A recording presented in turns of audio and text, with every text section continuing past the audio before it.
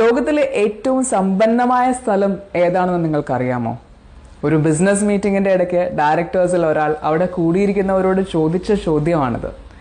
എണ്ണപ്പാടങ്ങളുള്ള Gulf രാജ്യങ്ങൾ, അതല്ല, ആഫ്രിക്കയിലെ ഡയമണ്ട് മൈനുകൾ. പലരും പല ഉത്തരങ്ങളും പറഞ്ഞു.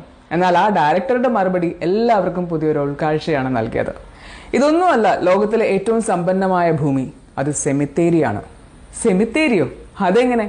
ആൾക്കാർക്ക് കൗതുകമായി. അതെ, ലോകത്തിലെ ഏറ്റവും സമ്പന്നമായ ഭൂമിയാണിത്. ദശലക്ഷക്കണക്കിന് ആളുകളുടെ വെളിച്ചം കാണാതെ പോയ ആശയങ്ങളും മറ്റുള്ളവർക്ക് പ്രയോജനം ചെയ്യുമായിരുന്ന മൂല്യങ്ങളും സ്വപ്നങ്ങളും ഒക്കെ അടക്കം ചെയ്യപ്പെട്ട സെമിത്തേരിയാണ് ലോകത്തിൽ ഏറ്റവും സമ്പന്നമായ ഇടം. ഈ ഉത്തരത്തിൽ നിന്ന് പ്രചോദനം ഉൾക്കൊണ്ട് ടോഡ് ഹെൻറി തന്റെ വിഖ്യാതമായ പുസ്തകം എഴുതി, ഡൈ എംപ്റ്റി, ശൂന്യമായി മരിക്കുക.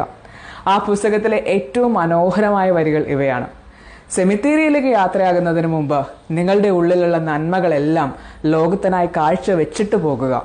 നിങ്ങളുടെ ഉള്ളിൽ ഒരു ഐഡിയ ഉണ്ടെങ്കിൽ അത് പെർഫോം ചെയ്യുക. എന്തെങ്കിലും അറിവുകൾ ഉണ്ടെങ്കിൽ അത് മറ്റുള്ളവർക്ക് കൂടി പകർന്നു നൽകുക. നിങ്ങൾ എന്തെങ്കിലുമൊക്കെ ഗോൾസ് സെറ്റ് ചെയ്തിട്ടുണ്ടെങ്കിൽ അത് അച്ചീവ് ചെയ്യുന്നതിനായിട്ട് മാക്സിമം പരിശ്രമിക്കുക.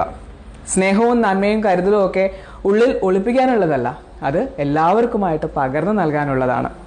എഴുതപ്പെടാതെ പോയ നോവലുകൾ, ഒരിക്കലും ആരംഭിക്കാതിരുന്ന ബിസിനസ്സുകൾ, ഒത്തുതീർപ്പാക്കാതെ പോയ പിണക്കങ്ങൾ, പോകണമെന്ന് ആഗ്രഹിച്ചിട്ടും മാറ്റിവെച്ച യാത്രകൾ, നമ്മൾ വിലമതിക്കുന്ന പലതും നടത്താൻ നാളെ എന്നൊരു സമയമുണ്ടെന്ന ഉറപ്പിലാണ് നമ്മളിൽ പലരും ജീവിക്കുന്നത്. എന്നാൽ സത്യത്തിൽ കണ്ണടച്ച് തുറക്കുന്നതിന് മുമ്പ് അവസാനിക്കുന്ന ഈ ജീവിതത്തിലെ അഭിലാഷങ്ങളൊക്കെ നിറവേറ്റാൻ നമ്മളെ തടയുന്നത് എന്തൊക്കെയാണ്? അത് ഭയമാണോ? അതോ നമ്മുടെ കംഫർട്ട് സോണിൽ സുഖമായിട്ടിരിക്കുമ്പോൾ ഉണ്ടാകുന്ന മടിയാണോ? ഈഗോ ആണോ? എന്തു തന്നെയാണെങ്കിലും ആ തടസ്സം ഞാൻ മറികടക്കും എന്നൊരു ഉറച്ച തീരുമാനം നമുക്ക് എല്ലാവർക്കും എടുക്കാം.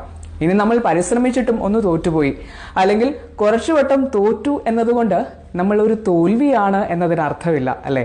നമ്മൾ വിജയത്തിന്റെ ഒരു പടി കൂടി അടുത്തെത്തി എന്നത് മാത്രമാണ് അതിനർത്ഥം.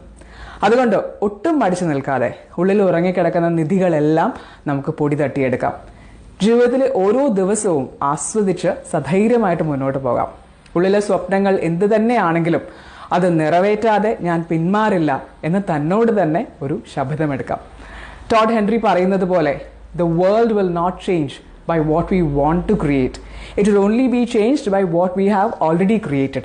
ലോകത്തിൽ മാറ്റങ്ങൾ ഉണ്ടാക്കുന്നത് നമ്മൾ സൃഷ്ടിക്കാൻ ആഗ്രഹിക്കുന്ന കാര്യങ്ങൾ കൊണ്ടല്ല, നമ്മൾ സൃഷ്ടിച്ച കാര്യങ്ങളിലൂടെയാണ്.